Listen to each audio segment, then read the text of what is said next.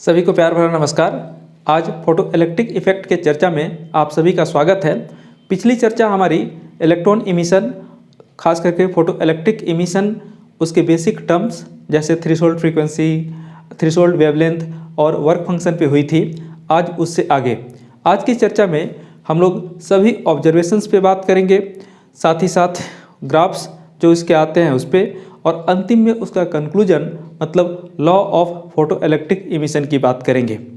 यहाँ पर सबसे पहले फोटो इलेक्ट्रिक इमिशन का डिस्कवरी हेनरिक हर्ट्ज ने 1887 में अपने इलेक्ट्रोमैग्नेटिक वेव एक्सपेरिमेंट के दरमियान किया था। इलेक्ट्रोमैग्नेटिक वेव एक्सपेरिमेंट के दरमियान उनका जो सर्किट था कुछ इस तरह से था। दो प्लेट लिए थे जो कैपेसिटर प्लेट के जैसे काम करेंगे, और यहाँ इंडक्शन कॉइल से उसको जोड़ दिया, मतलब ये कुल मिलाकर के एलसी सर्किट हो गया। आपको मालूम है कि एलसी सर्किट में जब इलेक्ट्रिकल चार्ज डिस्चार्ज होगा तो वैसे केस में चार्ज एक्सीलेटेड हो जाएगा, और एक्सीलेटेड चार्ज ही इलेक्ट्रोमैग्नेटिक वेव का सोर्स होता है। तो उसके हिसाब से यहाँ पर इलेक्ट्रोमैग्नेटिक वेव निकल करके जाएगा, जो कि डिटेक्टर लूप में डिटेक्ट किया जाएगा। उसके बाद इसी दोनों प्लेट को जब अल्ट्रावायलेट रेडिएशन से इलिमिनेट कर दिया गया तो फिर से उसी तरह का वेव वाला नेचर, लेकिन पहले जो ग्लो था यहाँ पर डिटेक्टर लूप में, जब अल्ट्रावायलेट रे से इसको इलिमिनेट किया गया तो ये ग्लो इन्हेंस हो गया। ये इन्हेंस हुआ ग्लो किसी तरह से ये एक्सप्लेन करने लगा कि कुछ एडिशनल चार्ज पार्टिकल कहाँ से, तो ये जो प्लेट है, इमीटर प्लेट है, वहाँ से निकले हैं, जिसके वजह से यहाँ पर ग्लो में इन्हेंसमेंट हुआ है। और अल्टीमेटली इस तरह से फोटो इलेक्ट्रिक इफेक्ट का डिस्कवरी हो गया। शुरुआत में ये पता नहीं था कि जो चार्ज पार्टिकल यहाँ से निकल रहे हैं, फ्री चार्ज पार्टिकल, इलेक्ट्रॉन ही हैं। इन चार्ज पार्टिकल को बाद में रिकॉग्नाइज किया जा सका। ओके, तो हर्ट्ज के नाम ही फोटो इलेक्ट्रिक इफेक्ट की डिस्कवरी है, और उन्होंने फोटो इलेक्ट्रिक इफेक्ट डिस्कवर कर दिया। इसके बाद की स्टडी दो साइंटिस्ट ने किया था, और यहाँ पर जो दो साइंटिस्ट थे उनका नाम होलवाक, ठीक है, होलवाक एंड लिनार्ड था। और इन लोगों ने बड़ी क्लियरली ऑब्जर्व करके एक्सपेरिमेंटल स्टडी की थी फोटो इलेक्ट्रिक इफेक्ट की, फोटो इलेक्ट्रिक इमिशन की।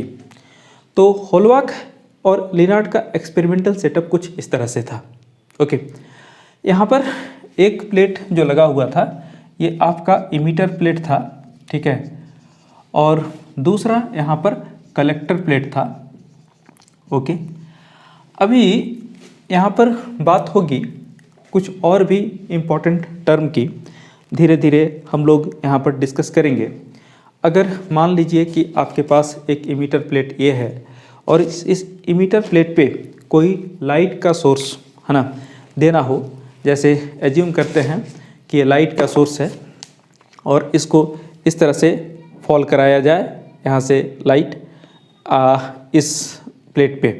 तो लाइट फॉल कराने के लिए एक विंडो दिया गया है। विंडो जो है वो बेसिकली क्वार्ट्ज का विंडो है। ये विंडो जो है क्वार्ट्ज का विंडो है, और यहाँ पर कोई सोर्स ऑफ लाइट मान लीजिए, जिस सोर्स ऑफ लाइट से रेडिएशन आ रहे हैं, वो रेडिएशन इमीटर प्लेट पे पड़ेगा, और इमीटर प्लेट से इलेक्ट्रॉन्स यहाँ इमिट होकर के निकलेंगे। निकलने के बाद इसका जो कलेक्शन होगा वो कलेक्टर प्लेट पे होगा, और सर्किट कंप्लीट होने की वजह से यहाँ पर जो माइक्रो आमीटर लगा हुआ है उसमें डिफ्लेक्शन शो करेगा। ये माइक्रो आमीटर में जो डिफ्लेक्शन होगा वो बेसिकली फोटो इलेक्ट्रॉन के फ्लो के कारण होगा, इसीलिए यहाँ पर फोटो करंट दिखेगा। ओके, तो यहाँ पर सबसे पहले इम्पॉर्टेंट ये रहा कि जब एक सोर्स को चूज किया गया, अच्छा सोर्स में भी कई सोर्स हम ले सकते हैं। सोर्स जो चूज करेंगे उसकी फ्रीक्वेंसी थ्रेशोल्ड फ्रीक्वेंसी के अबव होनी चाहिए, क्योंकि थ्रेशोल्ड फ्रीक्वेंसी के बिलो फोटो इलेक्ट्रिक इमिशन नहीं होता। तो जब सोर्स का फ्रीक्वेंसी एबव, है ना, जो सोर्स चूज किया आपने, डिफरेंट सोर्स लेकर के उससे सेलेक्ट कर सकते हैं कि सोर्स की फ्रीक्वेंसी एबव थ्रेशोल्ड फ्रीक्वेंसी या कट ऑफ फ्रीक्वेंसी रही, उस केस में जो फोटो करंट बताया गया था कि जो करंट फोटो इलेक्ट्रॉन के फ्लो की वजह से हो और एक एक्सिस में इंटेंसिटी को रख करके ग्राफ खींचा गया। ये ग्राफ कुछ straight line okay passing through origin आया। यहाँ पर दो चीज़ें समझनी ज़रूरी है। एक तो आपको जो फ्रीक्वेंसी होना चाहिए, जो सोर्स आपने चूज किया उसका फ्रीक्वेंसी कट ऑफ फ्रीक्वेंसी से एबव होना चाहिए। दूसरी बात, कट ऑफ फ्रीक्वेंसी से एबव अगर हम चूज भी कर लेते हैं और हमारा जो सोर्स है ओके वो काफ़ी दूर है, अगर सोर्स दूर रहेगा तो देखिए इंटेंसिटी ऑफ लाइट काफ़ी कम होगी इस पर, और जैसे जैसे सोर्स नज़दीक आएगा इंटेंसिटी ऑफ लाइट बढ़ते जाएगा।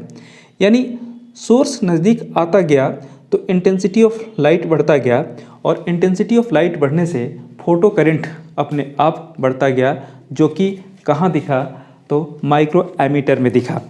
ओके, ये ऑब्जर्वेशन था हॉलबॅक एंड लिनार्ड का। ये पहला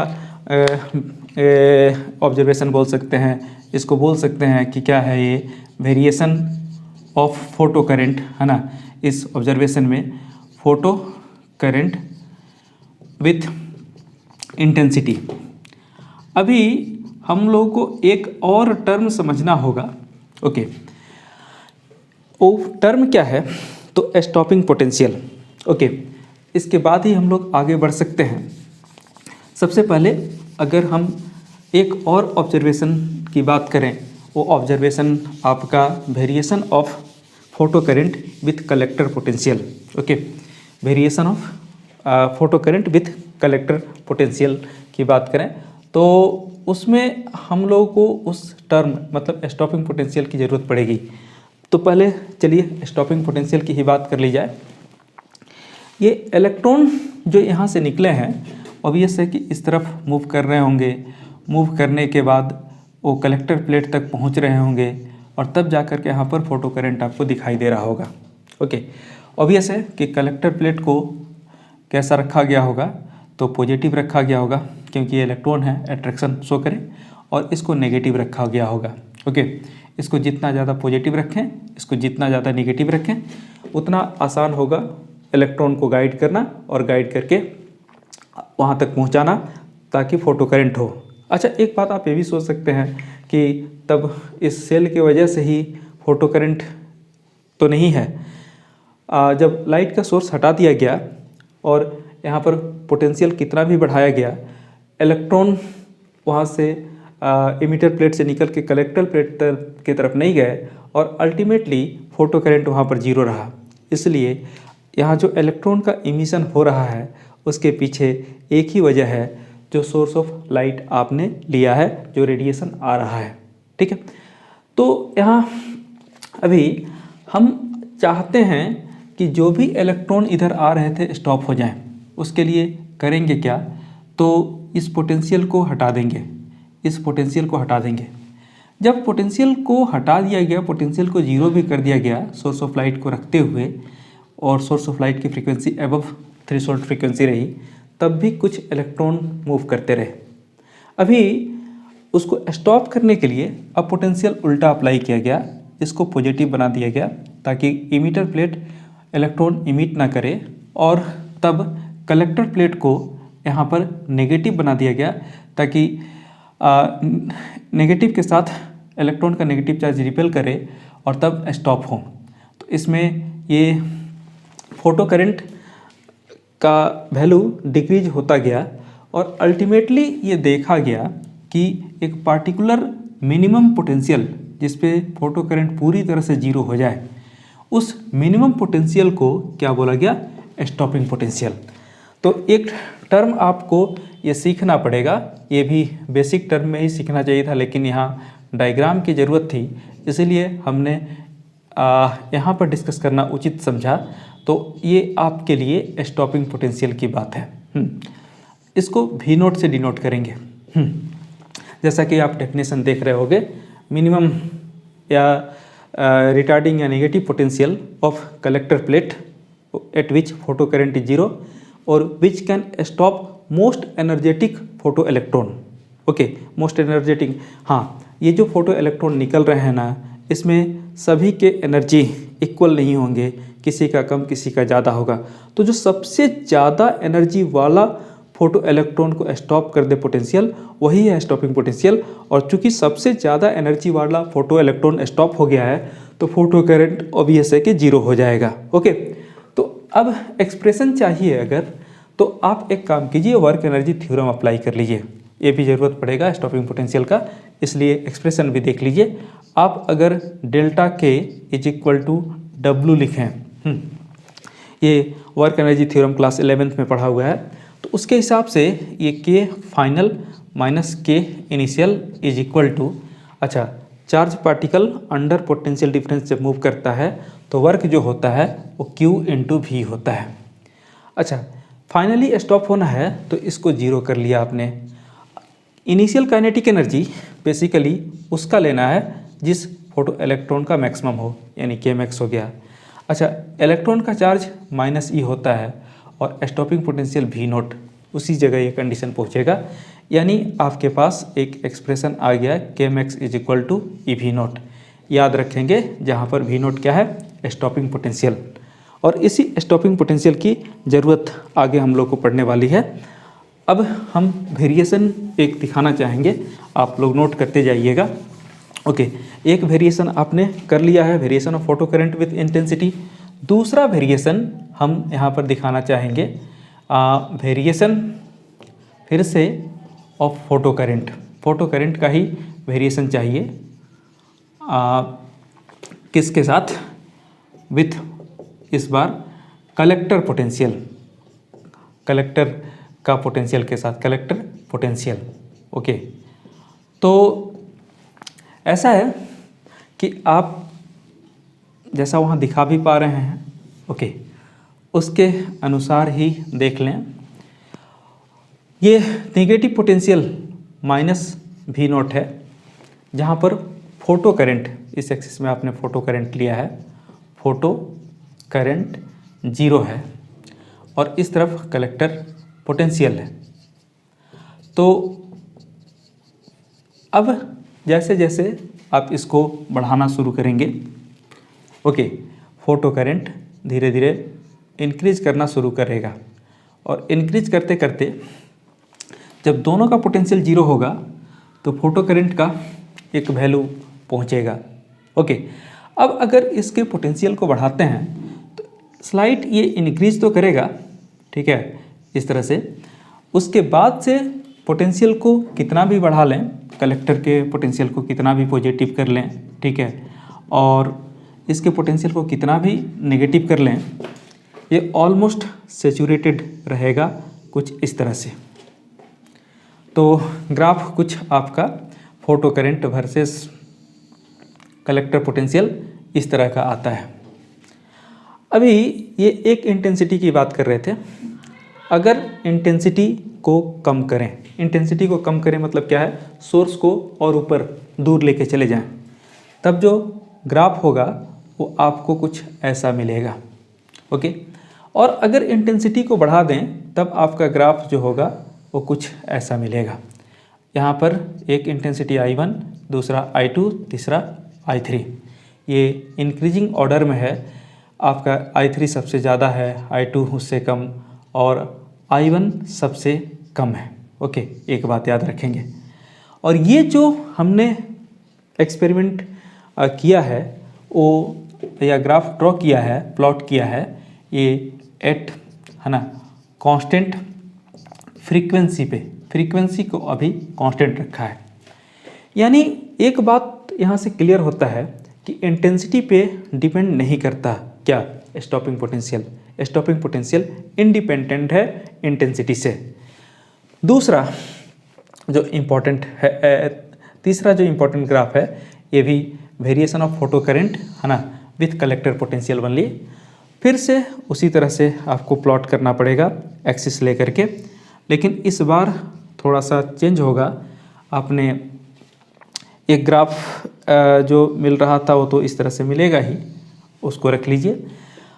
पिछली बार आपने कांस्टेंट फ्रीक्वेंसी की बात की थी, ओके, अभी कांस्टेंट इंटेंसिटी की बात करें, वहाँ पर दिख रहा था कि फोटो करंट डायरेक्टली प्रोपोर्शनल है इंटेंसिटी के, यानी सेचुरेशन करंट जो है फोटो करंट का वैल्यू वो तो नहीं बदलेगा।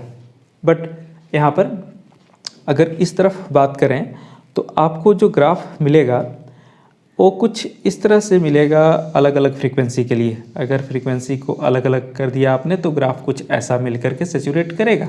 ओके, जहाँ पर पहला जो है ये V01, दूसरा V02 स्टॉपिंग पोटेंशियल बढ़ते जा रहा है, और ये V03, ये फ्रीक्वेंसी आपके पास न्यू1, दूसरा न्यू2 और तीसरा न्यू3। यहाँ पर न्यू3 ग्रेटर देन न्यू2 ग्रेटर देन न्यू1। इस केस में यहाँ क्लियर दिखता है कि जो स्टॉपिंग पोटेंशियल है वो डायरेक्टली प्रोपोर्शनल है किसके, स्टॉपिंग पोटेंशियल डायरेक्टली प्रोपोर्शनल है किसके, फ्रीक्वेंसी ऑफ इंसिडेंट रेडिएशन। अगर आप चाहें तो फ्रीक्वेंसी के साथ एक ग्राफ और प्लॉट कर सकते हैं, ठीक है। और अगर फ्रीक्वेंसी के साथ स्टॉपिंग पोटेंशियल का ग्राफ प्लॉट करेंगे तो वो ग्राफ कुछ ऐसा आएगा। ये भी आप देख लीजिए, ये ग्राफ नोट कर लेंगे, ग्राफ काफ़ी इंपॉर्टेंट है। फोर्थ ग्राफ की तरफ हम आपको लेकर के चलते हैं। यही चारों ग्राफ पे बेस्ड होकर के फोटो इलेक्ट्रिक इमिशन का लॉ बना है। तो जैसा कि अगर एक एक्सिस में हम चौथे ग्राफ 1 2 3 फोर्थ ग्राफ में एक एक्सिस में हमने V0 मतलब स्टॉपिंग पोटेंशियल रख लिया और दूसरे एक्सिस में फ्रीक्वेंसी रख लिया न्यू, तो ये जो ग्राफ का प्लॉट होता है ना, ये कुछ आपको ऐसा दिखेगा। ओके, इस तरह से पहले तो फ्लैट आएगा और उसके बाद बढ़ेगा। ये फ्लैट कहाँ तक आया, तो एक फ्रीक्वेंसी तक आया जिसको हम लोग न्यू नोट, और याद होगा जब बेसिक टर्मिनोलॉजी हम लोग एक्सप्लेन कर रहे थे तो न्यू नोट की बात कर रहे थे। न्यू नोट क्या है, कट ऑफ फ्रीक्वेंसी।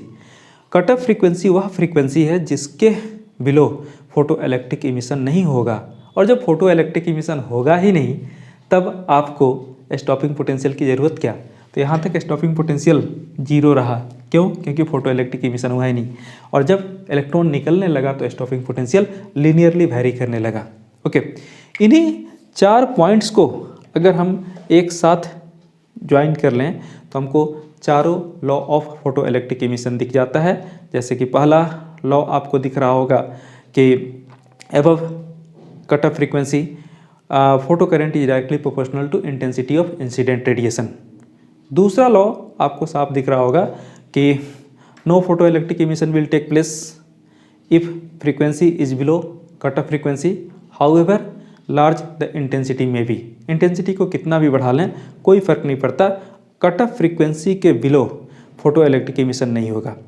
तीसरी पॉइंट की जो बात कर रहे हैं वो तीसरा लॉ का पॉइंट ये है कि जो स्टॉपिंग पोटेंशियल है डायरेक्टली प्रोपोर्शनल है गिवन फोटो सेंसिटिव मटेरियल के लिए। स्टॉपिंग पोटेंशियल डायरेक्टली प्रोपोर्शनल है फ्रीक्वेंसी ऑफ इंसिडेंट रेडिएशन, और ये इंडिपेंडेंट है इंटेंसिटी ऑफ इंसिडेंट रेडिएशन के। और लास्ट जो है वो और भी इम्पॉर्टेंट है, वो क्या है कि फोटो इलेक्ट्रिक इफेक्ट बेसिकली एक इंस्टेंटेनियस फिनोमेना है। ओके, ये जब लाइट किसी ब्लॉक पे पड़ेगा, मेटल सरफेस पे पड़ेगा, तो then and there photo electric emission हो जाएगा within a time lag of 10⁻⁹ second. और अगर नहीं होना है तो फोटो इलेक्ट्रिक इमिशन नहीं होगा। आज इतना ही, आगे इससे अगले क्लास में डिस्कस किया जाएगा। तब तक के लिए thank you, have a nice day.